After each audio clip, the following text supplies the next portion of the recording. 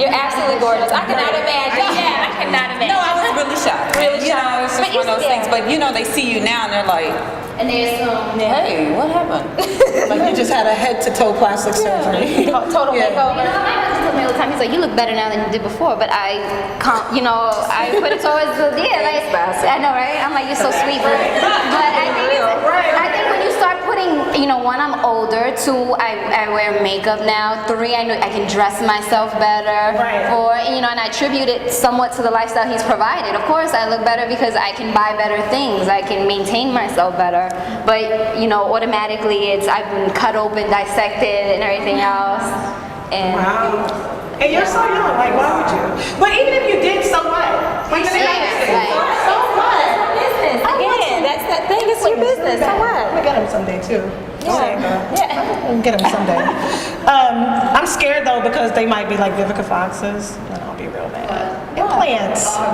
You want implants? I think it made her look fat. Really? Who's Vivica's? Never paid any mind. they can do that for some people, make them look wide. And Yeah, I think if you're already like hippie like me, I don't know, but I really want. You want some? She should have her face. My friends have them, and theirs are good. They're good. So yeah, I'm gonna have to. And now you can do all kinds of stuff, like put like fat. We'll talk about it after. Yeah, really. Thank you. Well, we were talking about. Let's talk briefly about. Well, not briefly, because you can talk as long as you want about it.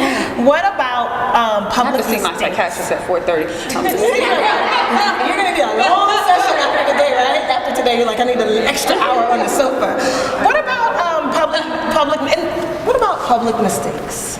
Public, what about? When just as an example, there are a million people who get DUIs, for example, in a given week. But when it happens to you, or it happens to you, or it happens to any of us, you're me. It's news. And I think that something that's, if the UPS guy got a DUI, it's not news. But your guy does, it's news. I'll just say this. I've learned to deal with things with my faith in the Lord, and my thing is this: people talk about Jesus, they're gonna talk about you, and you just have to keep moving. It's just like, your husband's in the public eye, and this, we all have problems. We all have issues and problems. It's just that some of us have ones that are publicized, and you just, I find parents at my daughter's school looking at us. And that's what I was gonna say. You still have to take your kids to school. And it's like, I don't pay those people no mind. You really don't? I don't. You're good with that. I think that I'm who I am. I'm very confident in who I am. Okay.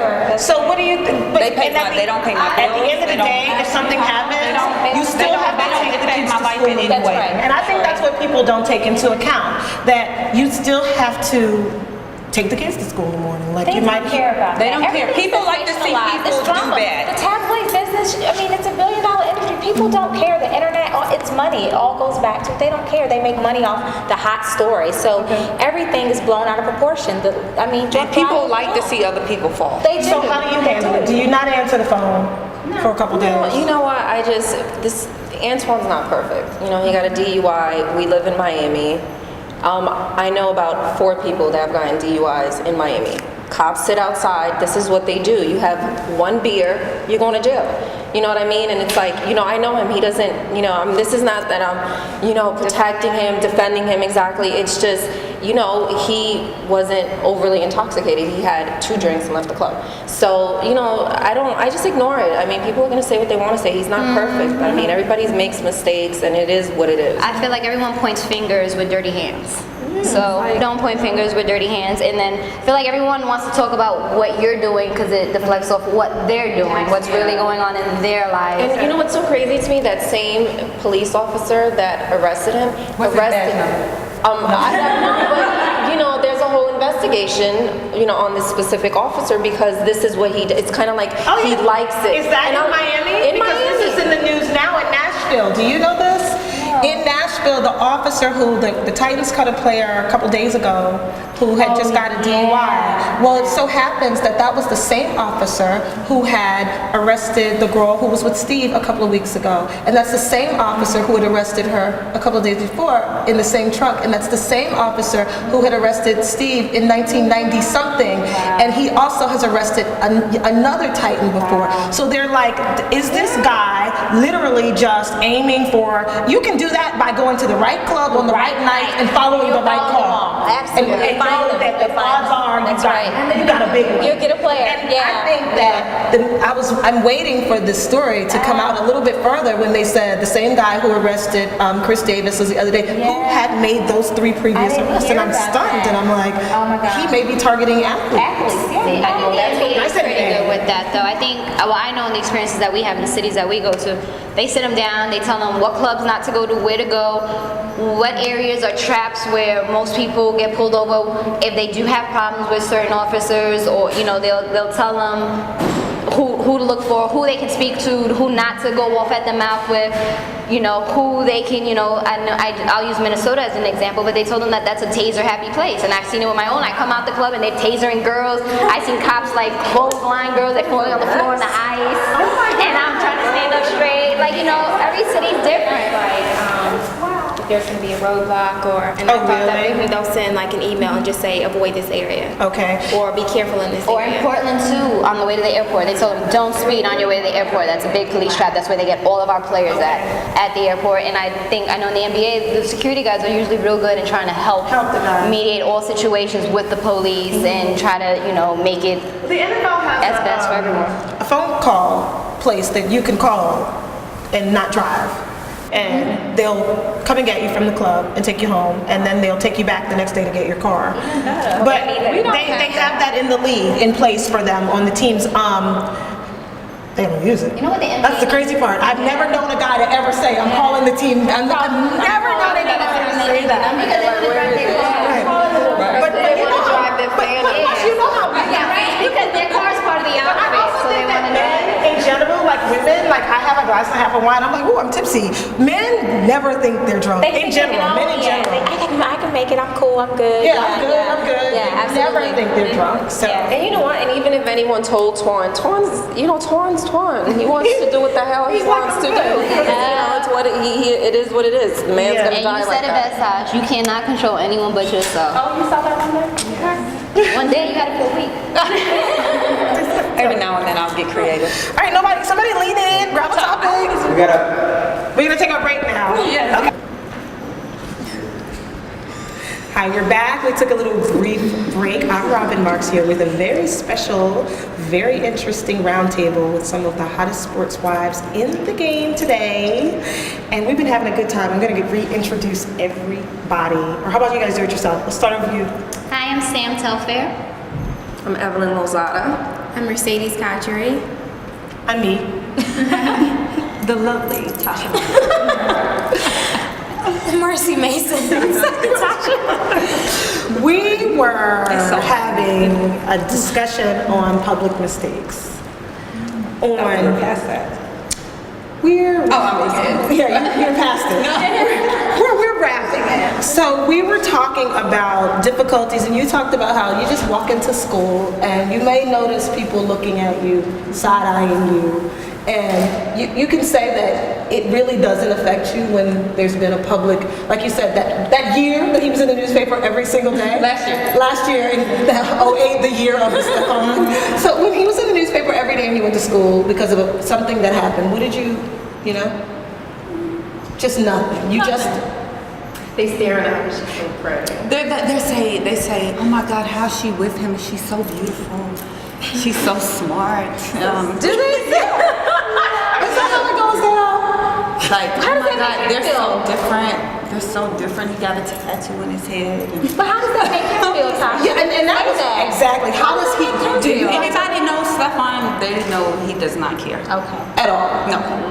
Okay. It's a family thing. Have you guys? He's very confident in who he is. Okay. And, to a fault that hurts him a little bit, to the media. It does hurt him. They don't like people to speak their minds and, don't say certain things. But Stephan's not that type of person. He's always been the type that speaks his mind.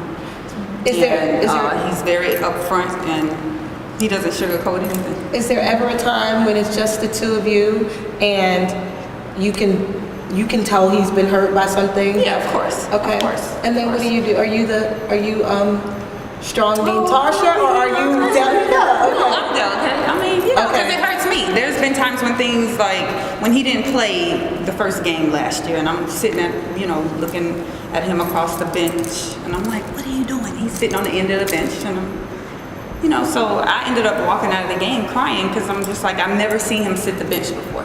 And it's just one of those things, it's like, what the hell is going on? You don't know what's going on. And then I remember crying the whole way home. I'm like, what are they doing? You're the best player on the team. They can really utilize you. And he's like, don't worry. God is going to make a way. God is going to work it out. And he did. He ended up playing in Boston this year, which was a blessing, And so it is hard. Okay. That kind of hurt. That kind of hurt. And then you are the one who can make it better. Yeah, I can make it better. But that time he had to make it better. Because I was the one. I've seen him at the top of his career, to see him sitting on the bench, that was painful. That's hard. And everybody's saying stuff around, everybody's looking like, What's going on? Yeah, and when you don't know something, it's just, you walk into a situation, I'm running late, coming from getting my nails done, trying to get to the first game, and he's on the bench. For him not to play. Right. Yeah. And you didn't know it before? No. Oh, wow. No. Wow. So how's he been doing with the blogging he's been doing lately? I heard he's got a lot of media for that. We won't talk about that. Do you look at it? Yeah, I'll watch it. It's all for entertainment. Anything Stephon does, he's not doing it just because. It's all, there's a reason for everything. So does he see a post-basketball career in entertainment? You do? He does? Really? It's good. He's definitely funny. He's funny. And everybody, I've gotten phone calls, what's wrong with your husband? Go get your husband. And then it gets to the point, I'm like, well, what the is wrong with your husband? Right. I'm going to say that. I'm like, what is wrong with your husband? Like, you want to ask me, but I don't say anything. Like, my phone died one time, 3 times in one day for everything that was going on in the last week. And I'm just like, do you people not have anything else better to do? And I know my friends that have called me, they sincerely care. I'm not talking about my girlfriends. Exactly. I'm just talking about random people. Yo, your husband, you need to go get your husband. And I'm like, I'm cool over here in New York. He's fine out there. If I felt like there was something wrong with my husband, trust me, I would be there for him. Absolutely. And you had a situation too where Derrick retired. How did you go with? It was very public. It was like, I heard that people were knocking at your door, please come back, and so Coaches were showing up at the door. Well, that's good. I wish a coach would come to see anybody that's listening. Right. So what happened? And to briefly, Derrick, he's just was exhaustion. And like you said, when something significant happens, and in this case, he was very good friends with Steve McNair, and he just probably got to that reflective point. I'm speaking for you. But then he said, I'm done. And so for those 2 weeks, did you think you guys were done?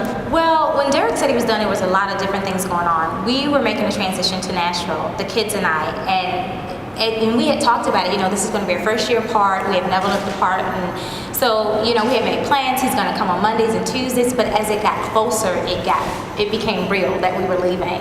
And so that's when he was like, well, wait a second, then Steve ended up passing, so you look at your family totally different, so he's like, okay, my friend is passed, my family's getting ready to leave, he's like, I'm done. But when he said it, he didn't discuss it with me before, and his agent goes, you guys talk about everything, I'm like, but we didn't talk about this.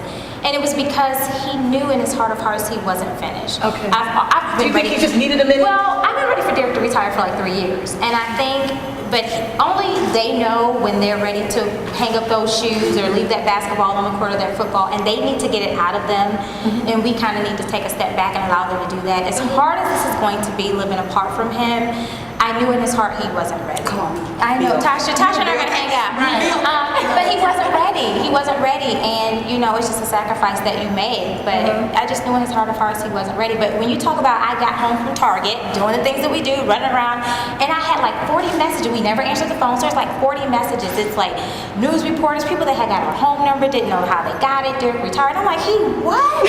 He what? That's how I was. So my girlfriends were kind of mad at me. I'm like, that's how I found out. I played the machine, but I think he didn't want me to talk him out of it. It was that, but it was difficult. But he's happy now. So 2 weeks later, he woke up and was like, psych.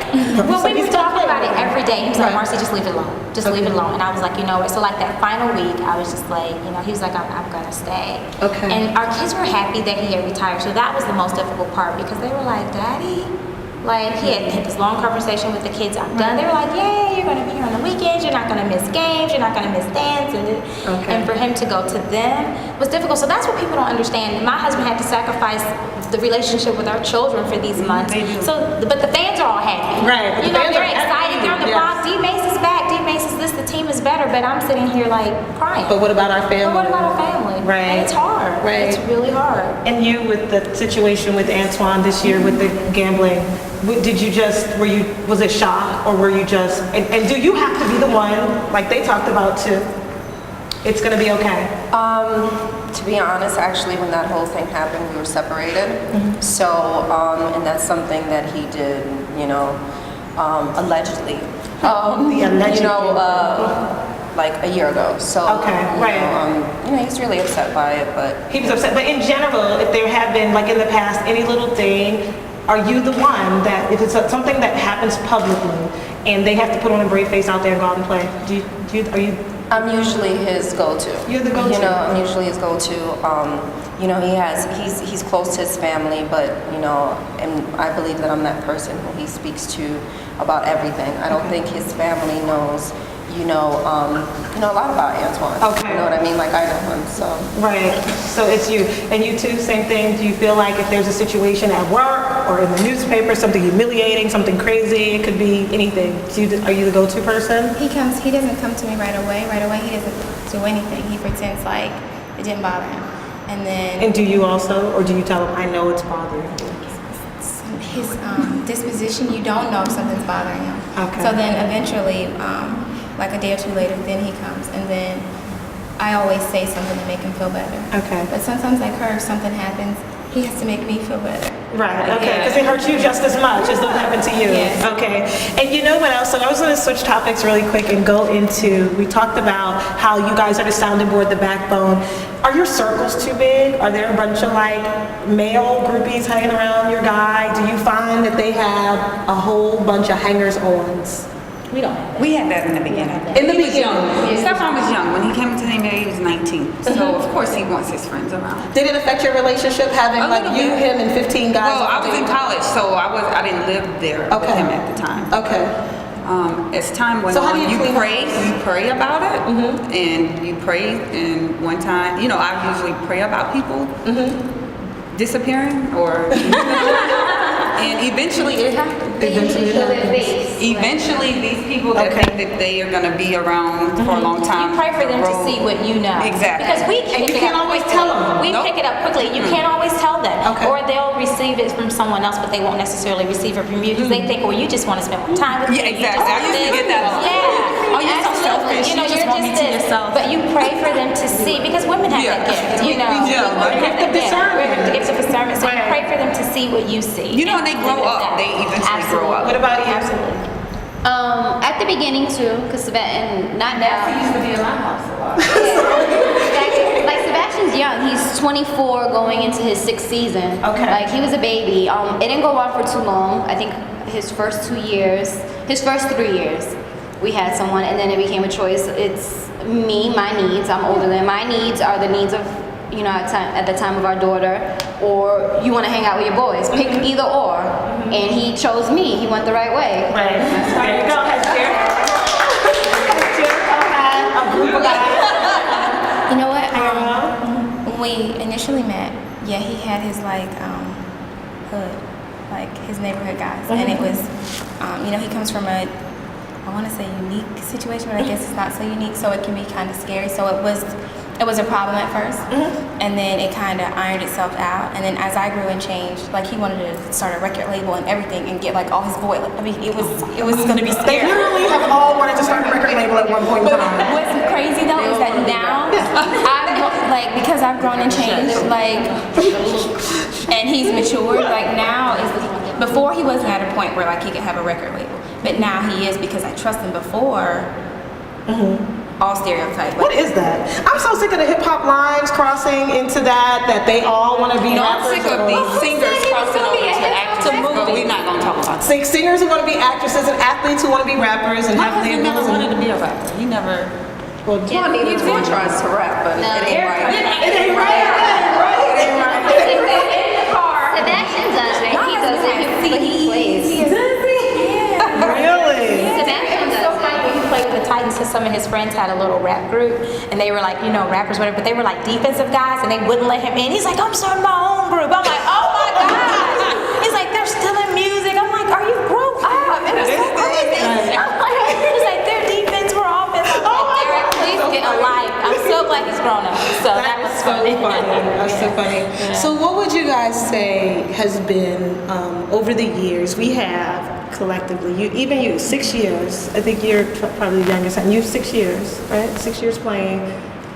How many years is he in Together on the league? Well, 10 that you've known, and I just, He's been in 13 years. 13 years. They came in together. They were both 19 years old. Wow. And so what has been the evolution of you and of them as people? Have you seen an evolution? We talked about it a little bit. You can Stephon elaborate got on it. saved. And what did it do? Made him preach more.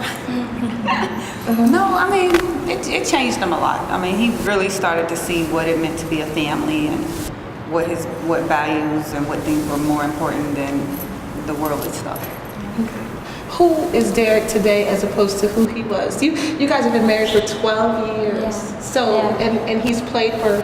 This is going into his 13th 13 season. We came into the league together. We were married. Yeah. Right. So what has been the evolution of him as a player, as a human being, really, more Right. importantly? Have you... I think Derrick did get saved in the process, but more importantly is that we had a daughter first. I think that was a big deal. When men have a daughter, it does something to them. It changes all the things that they used to do to women. Changes the whole perception. But especially with our family issues about who his priorities, you know, because a man leaves his family and cleaves to his wife. And he had to learn that and really put his foot down. But I think our daughter really, you know, pushed that over the top. So he loves his children. He grew up in a home with his stepdad, so it was really important for him to be a better father than his father was to him.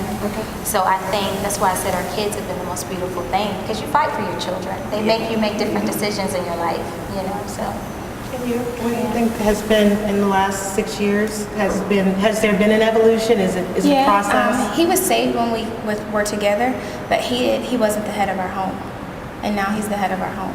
And why do you think that? What was the difference? Because I'm a little aggressive, so So you had to fall back. I had to fall back. Yeah, but he also had to step up. But it takes time because we were kids. So girls are bossy when they're, you know. Absolutely. Evolution. Evelyn. I think for Twan, he's become a better parent. He's an amazing stepfather to my daughter, and you know, now that he's not captain of the team, and he's not doing appearances and stuff like that. He's focused more on his children, and he's an amazing father overall. I think he's become a better parent. And what about you? When you guys got married, you got married young, right? Yep, we got married 2.5 years ago. Damn. I'm trying to think how old he was and how old was I 2.5 years ago. The biggest evolution, like what really changed everything, was he hit the wall. He was living the stereotype of an athlete, wanted to party, wanted to hang out. He didn't take basketball as a job. He thought it was just something he did well and he got paid for. And I mean, he got drafted before he was, before he even graduated from high school. So I think when he hit this wall, he got himself in trouble, hit the wall, and he saw everyone didn't love him the way he thought they loved him. And I was the only one there, and that made him appreciate me more. And then when he got married, and when all that happened, he became a man of the house. He wasn't worried about the streets. He wasn't worried about anything but me. He wasn't worried about his family. I became right there right after God. It was God and my wife and my children, and that was the biggest change. And I mean, now I don't ever have to look for him. I don't worry about what he's doing. I mean, he's devoted to me. I know he's not perfect, but I am his world, and I don't worry about anything outside of that. And you know that. Yep. Wow. So tell me about your marriage. Like, what is it? What is it? So how does it, who are you guys as people, as a couple? We're homebodies. He does not like to go out. He doesn't like to do anything extra. I like to go out. I like to do extra stuff, and he kind of wheels me on back. Right. We're homebodies. He's actually very conservative. he likes things a certain way. He wants to have the last say in everything. I don't know. Our home life is just, I feel like very, very leave it to beaver. There's nothing extra about it.